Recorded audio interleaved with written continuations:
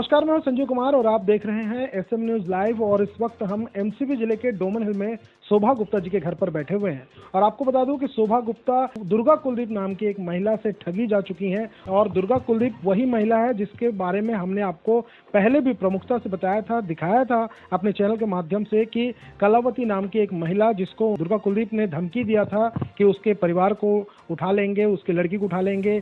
उसके खिलाफ कुछ मामला था जिसमें दुर्गा कुलदीप कोर्ट में गवाही देने जाने वाली थी, जिस मामले में दुर्गा कुलदीप ने धमकी दिया था। आपको बता दूं कि दुर्गा कुलदीप के खिलाफ पोड़ी थाना और चिरमिरी थाने में कई सारे मामले दर्ज हैं। और इतना ही नहीं बल्कि कोर्ट में भी उसके खिलाफ कई सारे मामले लंबित हैं। बावजूद इसके उस महिला का हौसला इतना बढ़ा हुआ है कि वो अभी भी लोगों को अपने ठगी का शिकार बना रही है। लेकिन पुलिस हाथ पर हाथ धरे बैठी है और उसी का नतीजा है कि शोभा गुप्ता जैसी एक महिला एक बार फिर से उसके ठगी का शिकार हो गए हैं। तो आज हम शोभा जी से बात करेंगे और जानेंगे कि आखिर इनके साथ क्या हुआ, शोभा ने किस बहाने से इनसे पैसे लिए हैं। शोभा जी, आपसे ये जो दुर्गा कुलदीप है इसने पैसे लिए, कितने पैसे लिए और किस बहाने से, किस नाम से पैसे लिए थे? इसने मुझसे पैसा ये कह के लिया कि भाभी आपकी बेटी रायपुर में रहती है तो एक काम करो यहाँ बुला लो, मैं बैकुंठपुर में इसको उसमें कंप्यूटर में लगवा देती हूँ। तो मैंने कहा कि इसमें कुछ खर्चा आएगा? तो बोले हाँ इसमें खर्चा आएगा 1.5 लाख रुपए। तो मैंने कहा मेरे पास 1.5 लाख नहीं है, तो जितना है उतना ले लीजिए। तो बोले कि कितना है आपके पास? मैंने कहा है मेरे पास 30-40 हज़ार। तो उसने कहा कि दे दीजिए मुझे 30,000 रुपये। तो मैंने इसको 20,000 रुपये हाथ में दिया और 10,000 रुपये अकाउंट से ट्रांसफ़र कर दिया। उसके बाद काफ़ी दिनों से मतलब जब भी मैं इस बात को कहती थी दीदी कब तक होगा, तो आजकल करके मुझे 2-3 महीना टाल दी। जब मुझे कुछ बातें पता चली कि ये थोड़ा मतलब ये सब में रहती है, तो मैंने एक दिन कहा कि दीदी मुझे ये सब काम में नहीं लगवाना, मुझे आप मेरा पैसा रिटर्न कर दीजिए। फिर ये इसने मेरा फ़ोन उठाना बंद कर दिया। जब इसने फ़ोन उठाना बंद किया तो मैं इसके घर भी गई। मैंने कहा मैसेज करके दीदी आप मेरा फ़ोन नहीं उठा रहे हो तो मैं आपके घर आती। जब मैं इसके घर गई तो ये मुझसे बहस भी की, गाली गलौज भी की। और उसके बाद में मैंने कहा कि मैं जा रही रिपोर्ट करने। तो इसने मुझे कहा जाओ जो करना कर लो, मैं थाना अदालत सब देख लूँगी। तो जब थाना अदालत देख लेने की बात जब इसने की, अभी कितने दिन पहले आपने इसको पैसे दिए थे? मैं इसको पैसा दी थी 18 जून को शाम 6:30 बजे के लगभग 6:48 पे मैंने पैसा दिया था।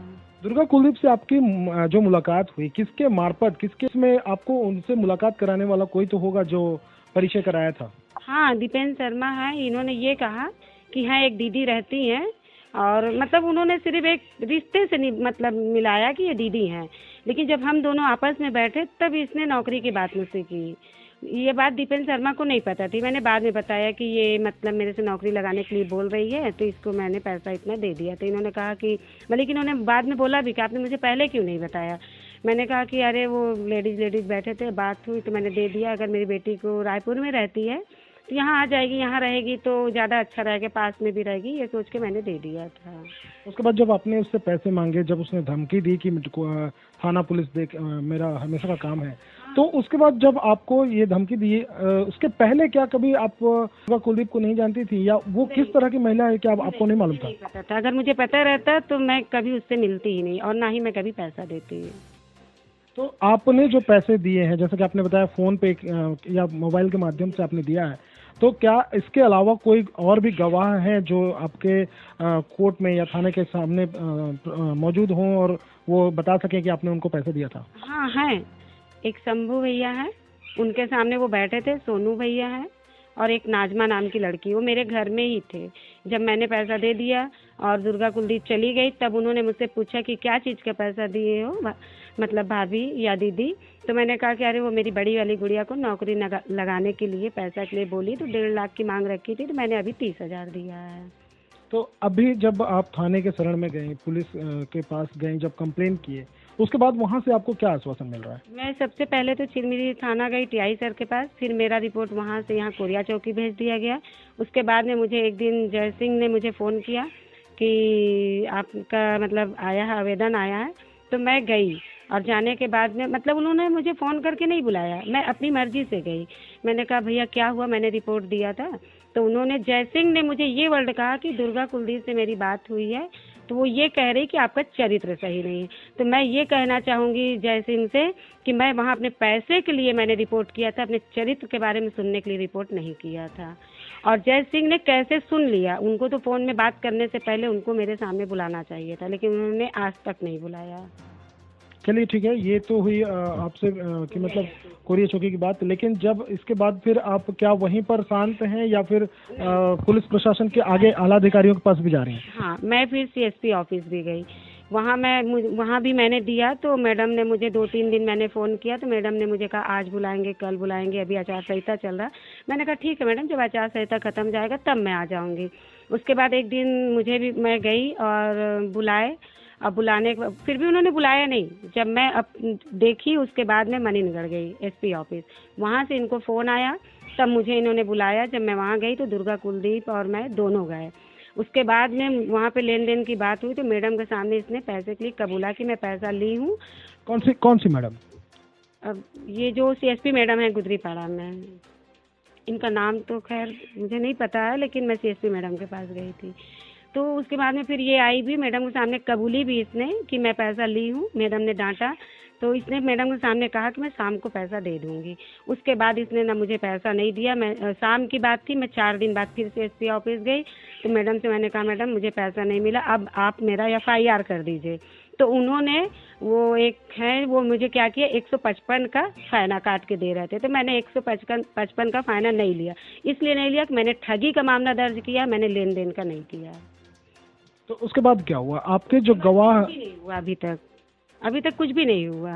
फिर मैं सीएसपी ऑफिस गई, फिर वहाँ एसपी ऑफिस मनीनगर, फिर वहाँ गई हूँ। वहाँ से फिर उसके बाद में अभी तो खैर कोई सूचना नहीं आई है मेरे पास। ये भी बुलाया जा रहा है, मेरे गवाह को भी धमकाया जा रहा फ़ोन करके कि तुम उसके गवाही दे रहे हो, तो तुम्हारे चरित्र के बारे में वो मेरे से बोली, जो कि मैं उनको भैया मानती हूँ, राखी बांधती हूँ, ऐसा मैंने कुछ भी नहीं बोला, पर मेरे गवाह को धमकी दी जा रही, उल्टा सीधा बोला जा रहा। कौन से गवाह को? क्या नाम है गवाह का?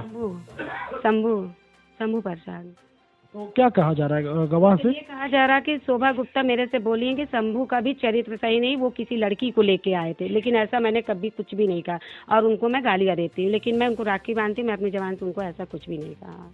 उसके बाद फिर जब शंभू को आपके बारे में या आपसे शंभू के बारे में अगर ऐसी कोई बात कही, तो क्या इस बारे में आप दोनों ने, आपके गवाह ने और आपने कभी बात करने की कोशिश की? हाँ, मैंने जिस दिन मुझे कोरिया चौकी से फ़ोन आया कि आप गवाह को लेके आइए, तो मैं शंभू भैया को फ़ोन लगा रही थी। उन्होंने मेरा सारा दिन फ़ोन नहीं उठाया, तो मुझे ये तकलीफ पहुंची कि भैया को ऐसा क्या हुआ कि मेरा फ़ोन नहीं उठा रहा है। जब उन्होंने नहीं उठाया तो मेरे हस्बैंड फ़ोन लगाए। जब मेरे हस्बैंड फ़ोन लगाए तो भी उनका फ़ोन तो वो उठा लिए, उनको कुछ नहीं बताए। फिर मैं दीपू को फ़ोन लगाई, दीपेंद्र शर्मा को। मैंने कहा भैया से पता करिए ऐसी क्या बात है कि मेरा फ़ोन नहीं उठा रहा है। तब उन्होंने बताया दुर्गा कुलदीप ने मुझे फ़ोन करके ऐसा बोला है। बोलना ये चाहती हूँ कि जो सीएसपी ऑफिस में है उनका नाम लालमोर धर्ज, ये हाँ लालमोर धर्ज। ये कौन है? ये वहाँ पे टाइपिंग करते हैं। तो मेरे गवाह उन्हीं के पास गवाही दिए थे, मेरे गवाह का नंबर वहीं पे था, और दुर्गा कुलदीप ने को पास फ़ोन करके मेरे गवाह का नंबर दे दिए। मेरे गवाह को धमकी दी जा रही है। ये नंबर आप कैसे कह सकती हैं कि लालमोर ध्वज जो व्यक्ति है उन्होंने ही दुर्गा कुलदीप को नंबर दिया है? मैं इसलिए कहना चाहती हूँ कि मेरे गवाह 3 थे, 3 में 2 गवाही नहीं दिए हैं। एक शंभू प्रसाद गवाही दिए थे, उन्हीं का नंबर वहाँ पे था और कहीं नहीं था, वहीं से नंबर उसको मिला है। मैं यकीन के साथ कह सकती हूँ, क्योंकि अगर वो नंबर नहीं पाए हैं वहाँ से, तो 2 गवाह का अभी मेरा गवाह नहीं हुआ, उन दोनों के पास धमकी क्यों नहीं दी गई? तो जैसा कि आपने देखा, ये शोभा गुप्ता जी हैं और इन्होंने शिकायत की है न सिर्फ थाने में बल्कि एसपी कार्यालय और सीएसपी कार्यालय पर भी। और जैसा कि इनकी शिकायत है कि ये जब सीएसपी कार्यालय पर गई थी अपनी बयान देने के लिए, तो वहाँ पर इनके जो गवाह थे शंभू गुप्ता, तो शंभू गुप्ता जो थे उनको भी वहाँ पर उनका नंबर वगैरह वहाँ पर लिया गया था, और वहाँ से उनका नंबर दुर्गा कुलदीप को दे दिया जाता है, और दुर्गा कुलदीप उससे बात करती है और उनको धमकाने की कोशिश करती है। तो ये आप समझ सकते हैं। आप तमाम दर्शकों को मैं बताना चाहूँगा कि दुर्गा कुलदीप की जो पकड़ है वो न सिर्फ बाहर के लोगों से है बल्कि प्रशासन के लोगों के बीच भी उसकी पकड़ बहुत ही अच्छी हो चुकी है, जैसा कि इस मामले को जानने के बाद ऐसा लग रहा है। तो ऐसे में अब ये बात सब समझ में आ रही है कि इस मामले में कहीं ना कहीं थाना पुलिस भी इन्वॉल्व है, जिसकी वजह से अब तक दुर्गा कुलदीप जैसे लोग खुलेआम घूम रहे हैं। दीपेंद्र शर्मा जिन्होंने शोभा गुप्ता की मुलाकात कराई थी दुर्गा कुलदीप से, वो भी इस वक्त हमारे साथ हैं। हम उनसे भी बात करेंगे और जानेंगे कि आखिर दीपेंद्र शर्मा दुर्गा कुलदीप को कैसे जानते हैं। दुर्गा कुलदीप से आपकी मुलाकात कैसे हुई थी? क्या आप नहीं जानते कि दुर्गा कुलदीप कैसी महिला है? नहीं, दरअसल मैं पहले रहता था कॉम्प्लेक्स में, जीएम कॉम्प्लेक्स में। मेरे पापा रिटायर हुए 2016 में रिटायर हुए और मेरा शुरू से वहाँ पैदाइशी वहीं है, जीएम कॉम्प्लेक्स में। तो ऐसे परिचय हुआ था मेरा दुर्गा कुलदीप के द्वारा जो है उससे परिचय हुआ था मेरा उनसे। बस आना जाना ऐसे ही था, नॉर्मली परिचय था, क्योंकि मैं किसी भी को मैं उसको दीदी बोलता था, उस महिला को मैं दीदी बोलता था और वो मेरे को भाई बोलती थी। फिर राखी भी उसने मुझे राखी भी बांधा है और मैंने उसका पैर भी छुआ इस मामले में, क्योंकि हमारे हिंदू धर्म में राखी बांधने के बाद पैर छुआ जाता है। अब मुझे इस बारे में पता नहीं था कि वो इस टाइप की करेगी, हरकत करेगी, किसी के साथ में धोखा करेगी। उसके ऊपर पोड़ी थाने में, चूंकि आपने बताया कॉम्प्लेक्स में आप रहते थे, पोड़ी थाने में उस पर कई सारे मामले दर्ज हैं। क्या इसकी जानकारी आपको नहीं थी? नहीं, पौड़ी थाने में जो मामले दर्ज है वो मुझे जानकारी थी, ठीक है। उसके बाद ये कुछ दिन बाद ये महिला जो है फरार भी थी, सुनने में आया था फरार भी थी। ऐसे कई खबरें भी चली, पेपर वगैरह में, प्रिंट में चली खबर। मुझे जानकारी थी इस बात में, लेकिन हो सकता है आदमी एक चीज़ जानता है कि आज दोबारा ऐसा कुछ करेगी नहीं, चूँकि ये कोरिया कलेक्टर में जिला अंतर व्यवसाय में काम करती है, ठीक है। ये जानकारी सभी को है इस चीज़ को। ये लोन पास कराने का काम भी करती हैं और कई जगह नौकरी लगाने का भी काम करती हैं, ठीक है। तो ये मैं आपको वहाँ लगा दूंगी। तो ऐसे करके फिर उन्होंने उनसे पैसा भी लिया गया। ये बात मुझे पता नहीं थी, मुझे बाद में पता चला कि शोभा जी ने उसे पैसा दे दिया गया, 30,000 रुपये जो है दे दिया गया। तो मैंने उनको बोला भी कि आपने पैसा नहीं देना चाहिए था, नौकरी लगाने के नाम पे नहीं देना चाहिए। तो बोले होगा किसी भी बेटी का भविष्य बन जाए, इस टाइप से था। तो आपको वो राखी बांधती थी, दुर्गा कुलदेव आपको राखी बांधी है, आपने उनके पैर छुए हैं, आशीर्वाद लिए, अच्छी बात है। लेकिन क्या जब आपको पता चला कि आपकी शोभा गुप्ता जी, आपके जानकारी में जब ये बात आई कि शोभा गुप्ता जी ने उनको पैसा दिया है, तो क्या आपने एक बड़ी बहन से ऐसा इनके तरफ से ये बात नहीं की कि उनका पैसा रिटर्न कर दीजिए? मैंने बोला इस चीज़ को कि दीदी आप उनका पैसा वापस कर दीजिए, ठीक है। उल्टा वो मुझे शोभा जी के साथ गलत अफेयर बताकर कि मैं उनको रखा हूँ, ऐसे करके, मतलब गलत बात हमारे चरित्र के ऊपर, उनके ऊपर भी चरित्र के ऊपर उंगली उठाया गया, शोभा गुप्ता के ऊपर भी, अब मेरे ऊपर भी चरित्र के ऊपर उंगली उठाया गया कि मैं उनके साथ अफेयर है मेरा, मैं फलाना जगह ऐसा कर रहा था, वैसा कर रहा था। इस टाइप से मुझे बदनाम, चारों जगह बदनाम किया जा रहा है, साथ ही साथ शोभा गुप्ता को भी बदनाम किया जा रहा है। तो क्या इस मामले में आपने कोई कंप्लेन, कोई शिकायत थाने में? हाँ, मैंने इस मामले में जो है अभी कंप्लेन नहीं की है और जिस जगह मैं जल्दी इस पर एक्शन लेने वाला हूँ मैं। तो जैसा कि आपने देखा, ये थे दीपेंद्र शर्मा, और जैसा कि इन्होंने ये बात माना कि दुर्गा कुलदीप से शोभा गुप्ता की परिचय कराने के में इनका एक मीडिएटर के तौर पर ये थे, क्योंकि ये उनको, दुर्गा कुलदीप को ये अपनी बड़ी बहन मानते हैं।